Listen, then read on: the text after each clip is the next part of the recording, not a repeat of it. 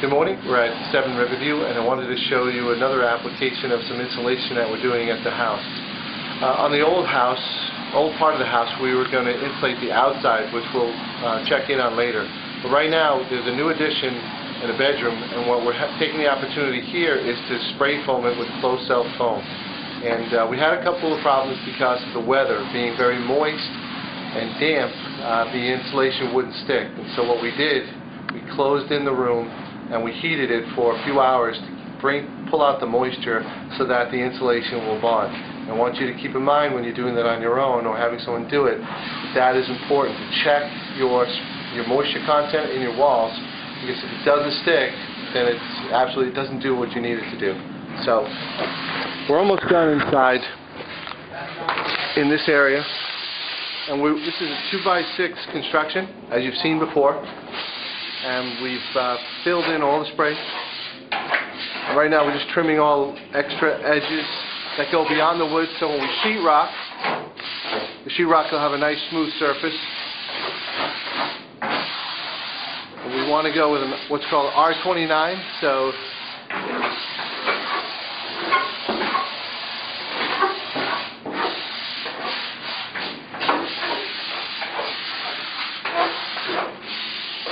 to get that layer, we'll have to go a couple of passes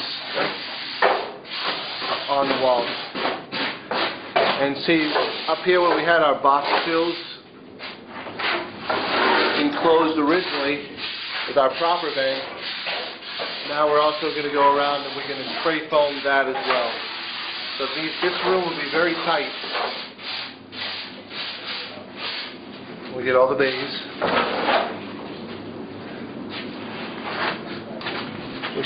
Cover up all of your outlets so that you don't get the spray foam inside the electrical outlets. It'll be too hard to remove.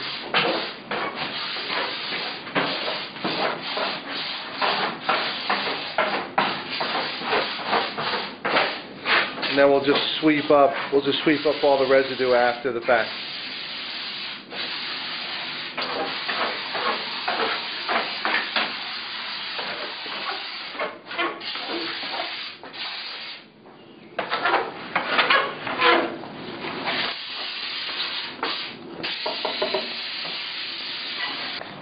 So we're going for R21, which is about 3 inches of closed-cell foam, and each time we spray, we have a gauge and we'll set it. So this gauge here, it can be pretty basic, but this one here measures 3 inches from the tip to the flag, and so each time we do a pass, we'll just we'll give it a look.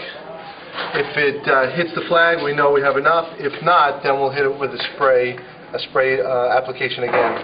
And each time we do a pass, you can gain about 1 inch worth of spray foam each pass.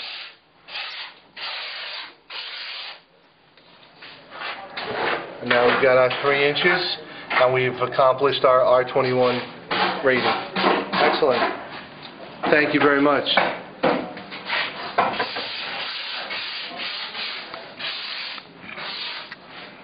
All right.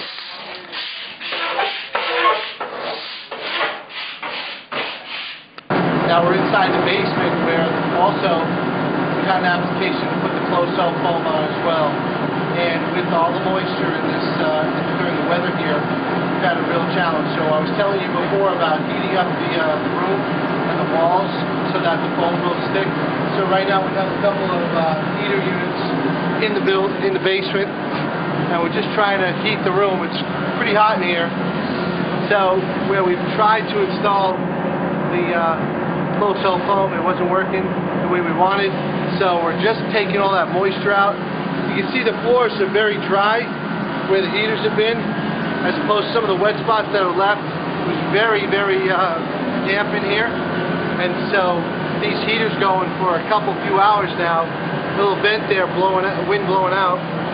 We're trying to dry out the place so that we can have this closed-cell foam stick to the outside perimeter of the walls. And then we'll just apply sheetrock on top of the walls, a moisture-resistant sheetrock, and then we'll paint it with an epoxy paint.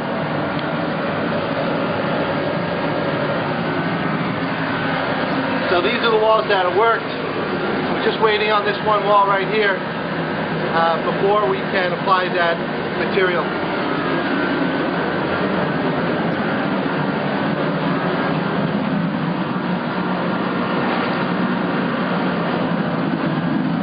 So the inside walls aren't going to get any foam because they're inside walls. They don't need to be insulated.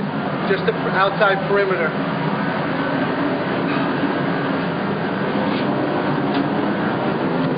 So where the moisture against the outside, the dirt, it's just had too much moisture. If it's too much moisture, the insulation, you'll be able to, it'll shrink and it'll come off the wall. And obviously that's not what you're looking for. So these are just some test pieces that we did, and we're just waiting to be done in the other room. See if we can pull this off. That's not completely cured to the building, to the wall right now. So we're just waiting for this room to warm up quite a bit, dry out, so we can do our job.